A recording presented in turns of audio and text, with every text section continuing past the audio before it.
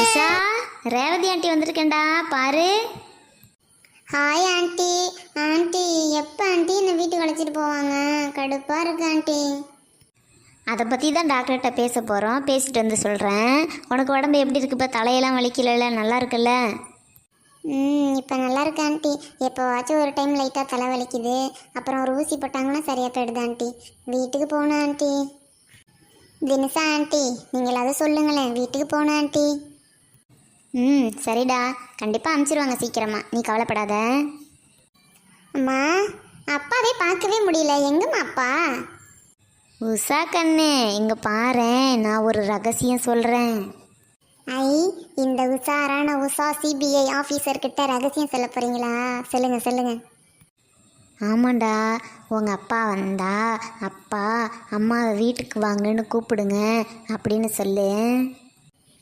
என்ன ஆண்டி, ரகசியம்னு சொன்னோன்னே ஏதோ சூப்பராக சொல்லுவீங்கன்னு நினச்சேன். இதை தான் அப்பாட்ட நான் ஏற்கனவே நிறைய டைம் சொல்லிட்டேனே.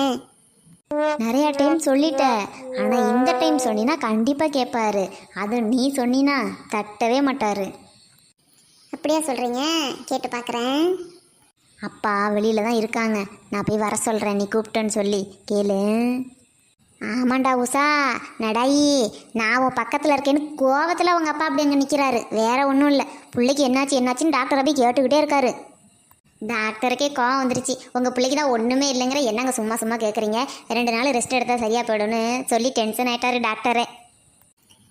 அப்படியாம்மா?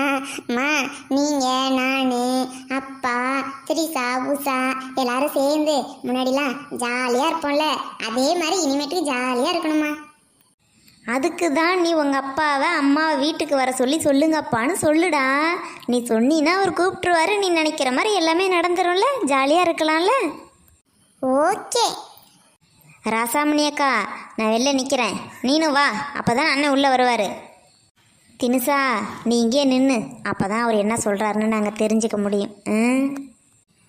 சரி ரேவதி. அண்ணே, உஷா பாப்பா உங்களை பார்க்கணுன்னு கூப்பிட்றானே, போங்க போய் பிள்ளைய போய் பாருங்க. உஷா, நீ நல்லா படிக்கிற பிள்ளையாமே, செம்ம பிரில்லியன் கேளாமே, அக்கா தான் சொல்லும். நான் உனக்கு ஒரு கதை சொல்கிறேன், கேட்குறியா? தங்க பிள்ளை, என்னடா அப்பா பார்க்கணுன்னு சொன்னியடா? அப்பா என்னப்பா மூஞ்ச சோகமாக வச்சுக்கிட்டு, பார்க்கவே சகிக்கலை. சிரிச்ச முகமாக இருங்கப்பா. இப்போ ஓகேவா? அப்பானா இப்படி தான் இருக்கணும், சோகமாக மீசையை தொங்க போட்டுக்கிட்டு அசிங்கமாக இருக்குல்ல, பார்க்கவே சகிக்கலப்பா. தங்கம், டாக்டர்கிட்ட பேசியாச்சு, உனக்கு ஒன்றும் இல்லையா, 2 நாள் ரெஸ்ட் எடுத்தீங்கன்னா சரியாக போயிடுமா, வீட்டுக்கு போகிறோம், ஜாலியாக இருக்கோம், ஓகேவா? ஓகே டாடி, ஆனால் அம்மாவும் வீட்டுக்கு வருவாங்க தானே? என்னப்பா என்ன யோசிக்கிறீங்க? அம்மாவும் வரணும், வருவாங்க தானே? ஆமாம், நீங்கள் அம்மா வீட்டுக்கு வாங்க கூப்பிட்டீங்களா இல்லையா? போய் முதல்ல கூப்பிடுங்க. ராசாமணி வீட்டுக்கு வாடி அப்படின்னு கூப்பிடுங்க. நீங்கள் கூப்பிட்டீங்கன்னா அம்மாவுக்கு அப்படியே சந்தோஷம் பொங்கிரும்.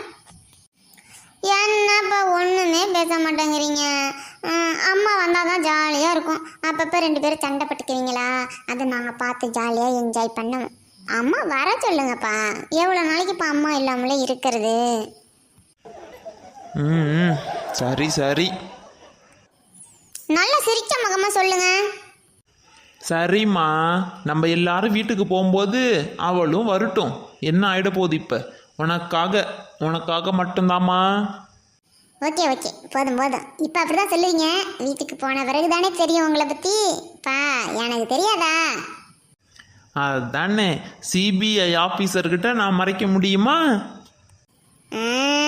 கரெக்ட், அந்த பயம் இருக்கணும். மாத்திரை சாப்பிட்டாலே தூக்கம் வந்துருந்துப்பா. தினசா ஆண்டி, உங்கள் கதையை நாளைக்கு கேட்குறேன்.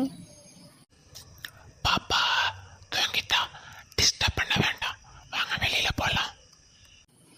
நல்லா படித்து நயன்தாரா மேடம் மாதிரி சிபிஐ ஆஃபீஸர் ஆகணும். தூக்கத்திலேயே சிபிஐ ஆஃபீஸரா? அதுவும் நயன்தாரா மாதிரி? அப்பா பாப்பா பாப்பா, பயங்கரமான ஆளுதான். உஷாவுக்கு என்ன தான் பண்ணும்? ஏதோ மறைக்கிறாங்க, தெரிஞ்சுக்குவோம். ஐயா போலீஸே, வணக்கமுங்க. ஐயையோ, நீயா கருவாடை திருடுன ஆளாச்சே நீனு. இப்ப என்ன பிரச்சனை உனக்கு?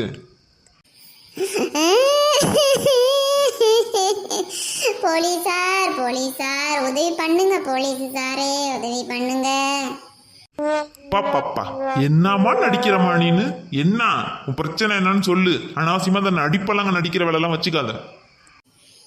என்ன சார் எப்படி சொன்னாலும் கேட்டு போறீங்க. இத பாருங்க சார், முக்கியமான கேஸ் கொடுக்க வந்திருக்கிறேன். நீ முதல்ல கேஸை கொடு. அது முக்கியம் இல்லையான்னு நான் சொல்றேன். சார், பேங்க்குக்கு பணம் எடுக்க போனா 3 நாள் லீவாமே. ஓஹோ, எல்லாருமே பேங்க்குக்கு ட்ரெஸ் எடுக்க தான் போவாங்க. நீ தான் பணம் எடுக்க போயிருக்கிற. சரி, 3 நாள் லீவு. உனக்கு இப்ப அதுல என்ன பிரச்சனை? ஒரு குழந்தைக்கு ஆபரேஷன் பண்றதுக்கு பணம் தரேன்னு நான் வாக்குறுதி கொடுத்துட்டேன். இப்போ எனக்கு பணம் தேவைப்படுது.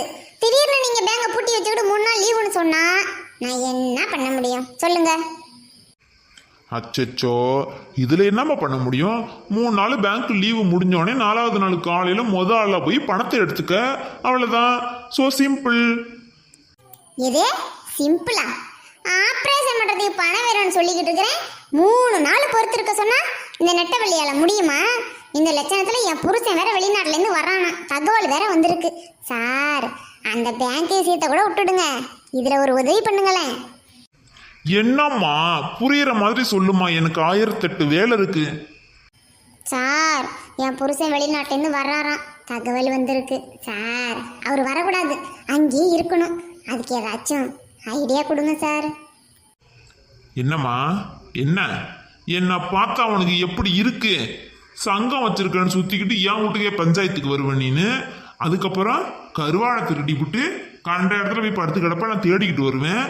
இப்போ பேங்க் லீவு, என் புருஷன் வெளிநாட்டுலேருந்து வர்றாரு, இதை தடுத்து நிறுத்துங்க அப்படின்னா நடக்கிற பேச்சே பேச மாட்டியா நீ எப்பயுமே? சார் சார் சார் இல்லை சார், ப்ளீஸ் சார். சார், என் புருஷன் வரக்கூடாது சார். வந்தால் கணக்கு வழக்கு கேட்பான். நான் வெறும் பொய் கணக்காக போட்டு வச்சிருக்கேன். நேரில் வந்து கண்டுபிடிச்சிடுவாரு சார். ஃபோனில் பேசி எதையாச்சும் பொய் கணக்கை சொல்லிட்டு கோவப்பட்டாரா டக்குன்னு கட் பண்ணிடுவேன். நேரில் வந்தால் என்ன சார் பண்ண முடியும்? அது உன்னோட ப்ராப்ளம், நீ பார்த்துக்க. சார், காவல்துறை உங்கள் நண்பன். வெளியில் பார்த்தேன், அதனால தான் வந்தேன். என் ஃப்ரெண்டுங்கள்ட்ட கூட சொல்லல தெரியுமா? உங்களை என் ஃப்ரெண்டாக நினச்சி சொல்கிறதுக்கு வந்தேன். எனக்கு இப்போ நீங்கள் உதவி பண்ணி தான் ஆகணும். முடியாது அப்போனா அங்கே நண்பன் இருக்கிறத முதல்ல எடுங்க. விஜய் சார் நடிச்ச படம் கூட தான் நண்பன். அதுக்காக அவர்கிட்ட போய் இப்படிலாம் நீ பேசுவியா? விஜய் சார்கிட்ட பர்சனலாக நான் நிறைய பேசிட்டேன். கட்சி ஆரம்பிச்சதை பற்றி, கொடியை பற்றி, அடுத்து மாநாடை பற்றி, அதெல்லாம் பர்சனலாக நான் பேசிட்டேன் சார். சார், நெட்டவழியோட பப்ளிசிட்டி என்னன்னு உங்களுக்கு தெரியல சார். தெரிஞ்சுக்கிறேன், ஆனால் இப்போதைக்கு நீங்கள் ஸ்டேஷன் விட்டு வெளில போங்க. முடியாது. என் புருஷன் வெளிநாட்டிலேருந்து வரக்கூடாது. அப்படி வரதா இருந்தா இன்னும் 1 வருஷம் கழிச்சு தான் வரணும். அப்பத்தான் வீட்டில் இருக்கிற கருவாடெல்லாம் நான் கிளியர் பண்ணிட்டு வீட்டில் சென்ட் அடிச்சு அந்த வாசனையெல்லாம் மாற்றி எல்லா பொய் கணக்கை பூரா நிஜ கணக்காக மாற்றி எல்லா ஃப்ராட் வேலையும் பண்ணி முடிச்சு நான் நல்லதுங்கிற மாதிரி நடிக்க முடியும். இப்போ நான் என்னம்மா பண்ணணும்? இதை பாருங்க சார், ஏதாச்சும் ஒரு பொய் கேஸை போட்டு என்னை உள்ளே போட்டுட்டேன்னு என் புருஷனுக்கு ஃபோன் பண்ணி சொல்லுங்கள்.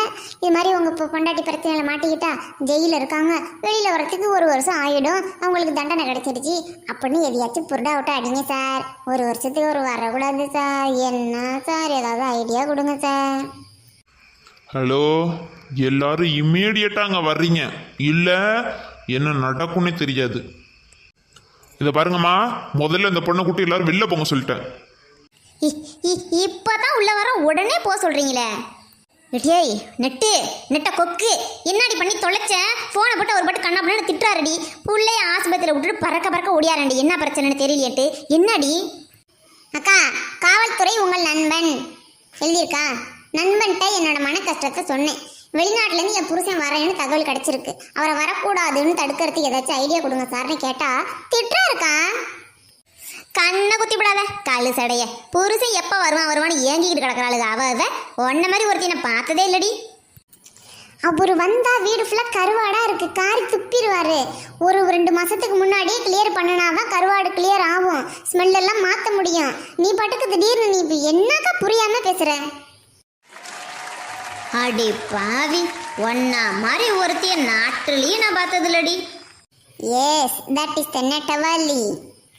இவளை இப்படியே உயிரோட புதைச்சிருவோமாடி.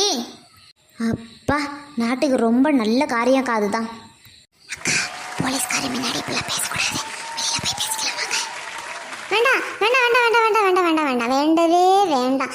என்டர்டெயின்மெண்ட் இப்போ கொஞ்ச நாளாக என்டர்டெயின்மெண்ட்டே நெட்டவழிக்கு கிடைக்கல, அதனால தான் இப்படி எல்லாம் பண்ணினேன். எதுவும் பண்ணிடாதீங்க.